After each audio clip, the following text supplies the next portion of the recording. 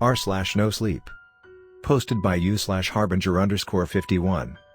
I work at a toll booth on a lonely country road. Please, stay away.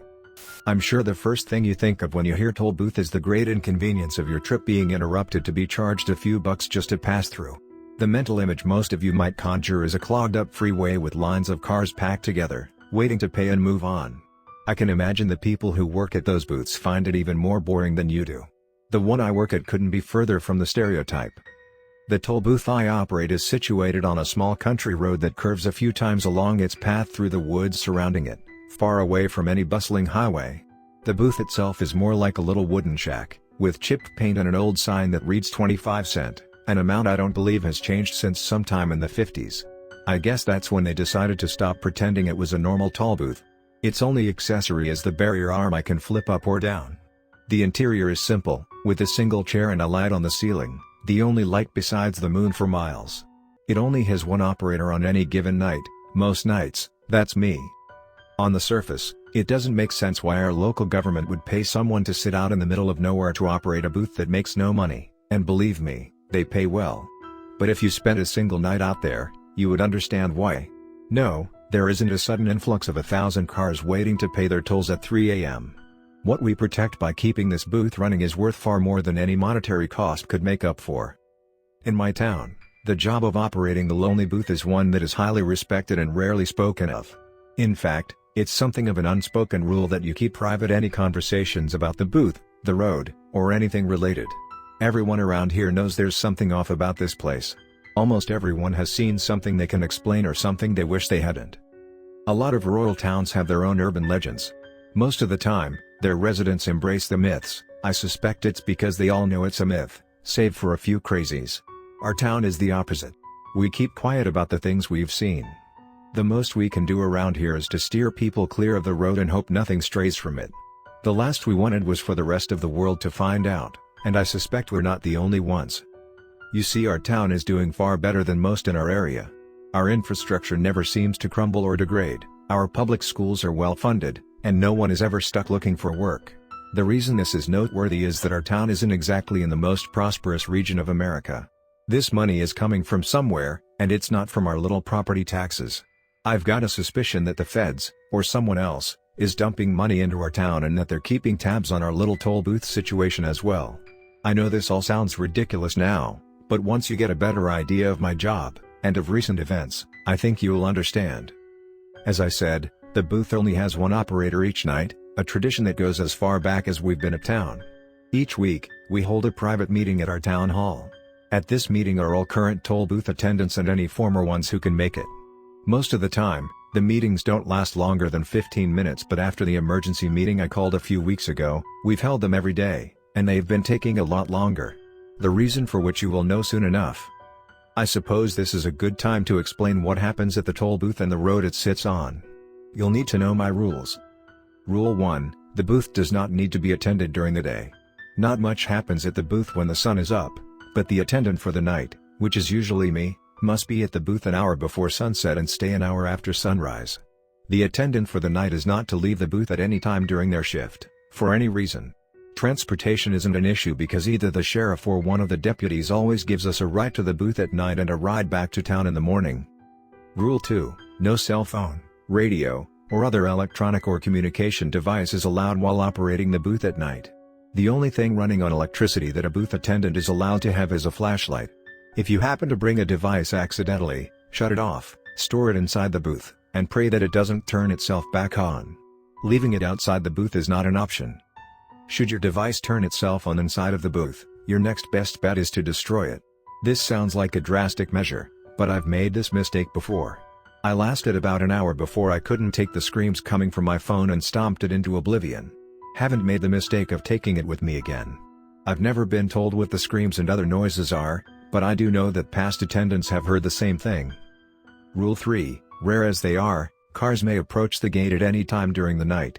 A common trait among those who end up on this road at night is confusion.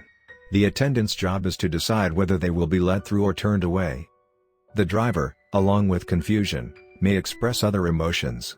They may be distressed, angry, paranoid, or fearful. Try to calm them down and put their minds at ease as best you can. Once you believe they are ready, you will simply ask them to pay their toll. One of two outcomes will occur. If the driver has no notable reaction, questions you, or hands you a regular quarter, you must leave the barrier arm down and turn them away. Do whatever is necessary to try and make them leave. If they threaten you or attempt to drive through anyway, you can let them know you will be calling the police, even though you have no means of calling them. This scenario is unlikely because no modern navigation system would bring them down this road. All of the locals know not to use it, and it would be unusual for an outsider to learn about it. Though we have, on occasion, had to deal with a few lost travelers, most of the time they are compliant. Get them off the road as soon as possible and direct them towards town where they can get their footing. Above all else, they cannot pass through the gate.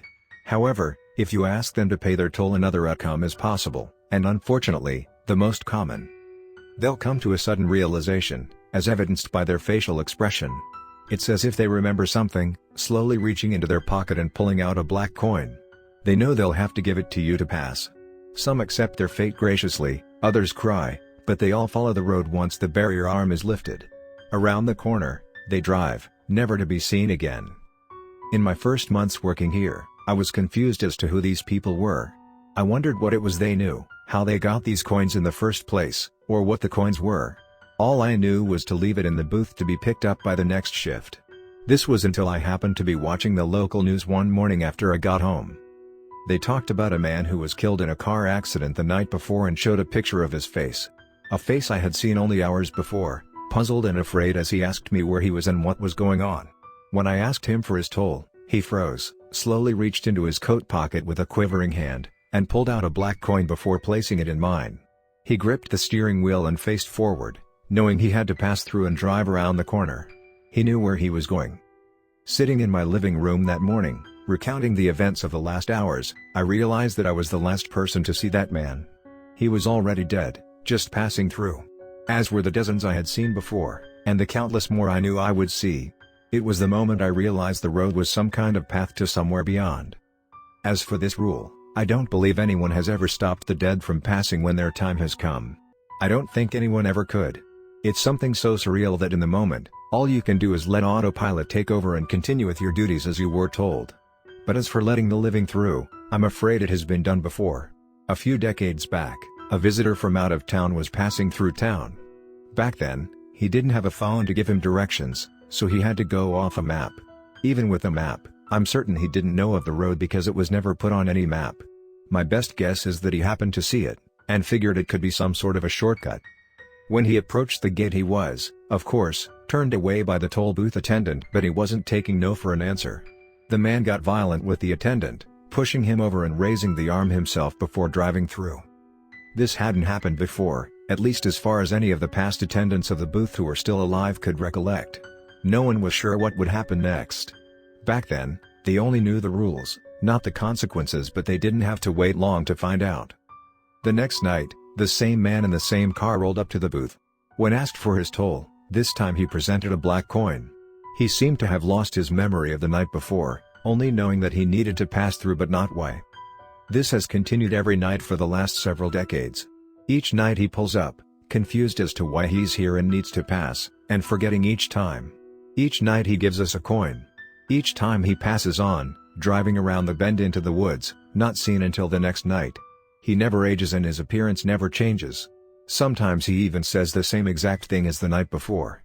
Other times he expresses a sense that he's been here before and that everything feels familiar, like he almost remembers sometimes. His fate is one I wouldn't wish upon my worst enemies. Dead, but not being allowed to move on, and never remembering why you're there, living the same moment night after night until who knows when. His story is one that reminds me of the importance of our job here, but not the only one. Rule 4, at some random point in the night, you may hear something moving through the trees, something big. Sometimes they emerge from the woods, other times they'll be coming down the road. Try not to be afraid. No harm is coming your way, quite the opposite. However, I can see how this would be hard to believe. In any case, you need to raise the arm and let them through. I remember the first time I saw them. I could hear a clop somewhere down the road, coming towards the booth like a horse galloping. I rose to my feet and grabbed my flashlight, intrigued. I remember hoping it wasn't someone's horse. I had never been told what to do in that scenario. When I did point my flashlight at the road, I nearly had a heart attack at the sight before me. A bull moose was approaching with a brisk walk. Of course, I was warned of this, but the details I was given were vague. All I was told was that a moose might approach the gate, and I was supposed to let it through. I wasn't told that this thing stands at around 9 or 10 feet at the shoulder, or that its fur is so dark I couldn't see it without my flashlight, save for the massive antlers, which are white as snow in contrast. The only other part of its body clearly visible from afar were its eyes, which shone with a small speck of white light, glowing in the darkness. I screamed and retreated to my booth, tempted to run off into the night and abandon my post. Fortunately, the moose slowed its pace and eventually stopped in front of the barrier arm. This calmed me down, and I slowly raised it, watching as the moose approached to pass. As it did, I noticed the halter and reins on its head. I followed them up, only to meet another set of eyes, identical to the moose's, towering over me. Again, I yelled but contained my volume when I realized whoever or whatever this was on top of the moose was making eye contact with me as they passed. This figure was dark, if not darker than the moose it rode on. Something akin to a shadow. Just like everyone in their cars, they walked down the road, beyond the bend and out of sight. I had to sit down for half an hour before I stopped shaking. Needless to say, I wasn't very happy those finer details had been left out.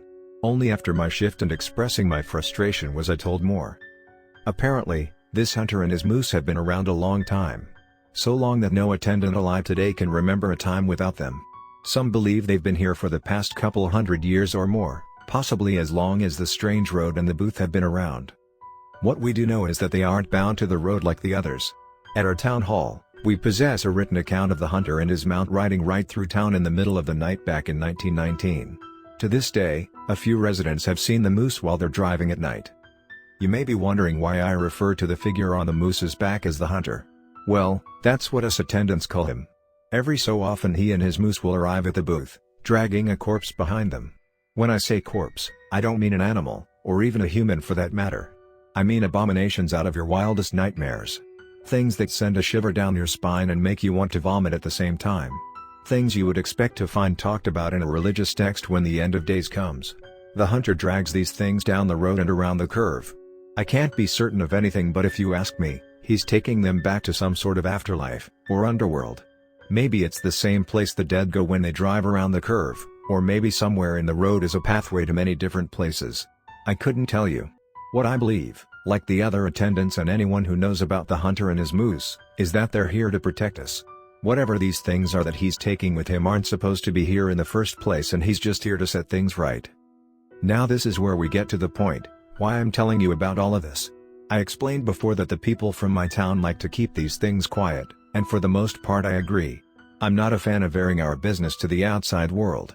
It's attention we don't need. Unfortunately, I don't think we have a choice this time.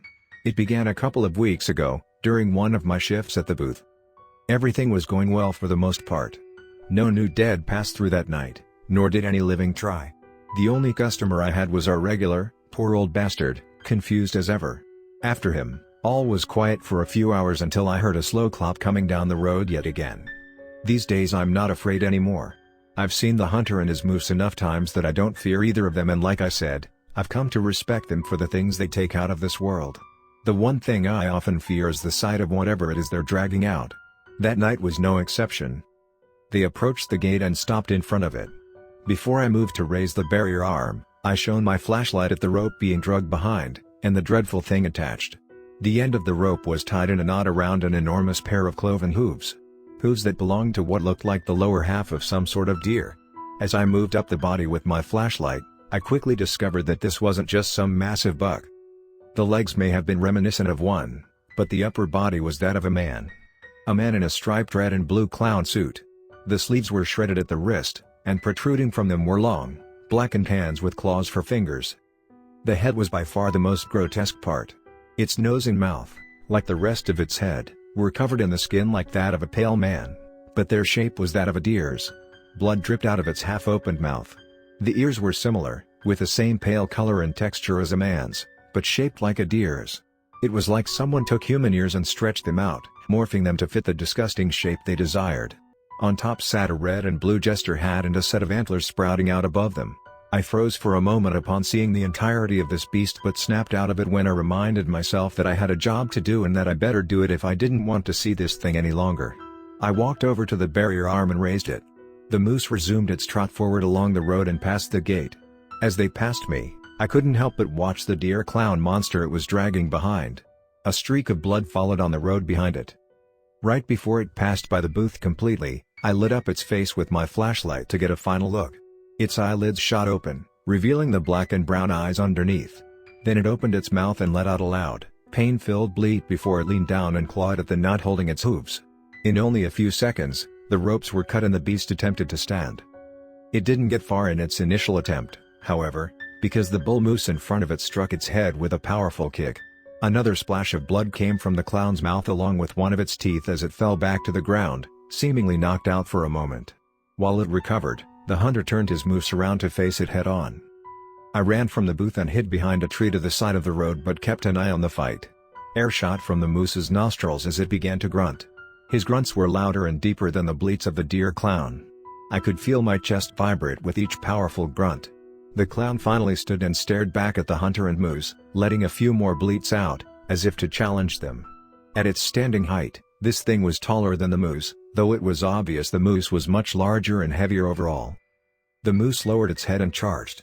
Before it connected, the clown thing attempted to claw at the hunter on its back but failed. It was picked up off the ground by the moose's antlers and driven through a row of trees that came crashing down on top of it.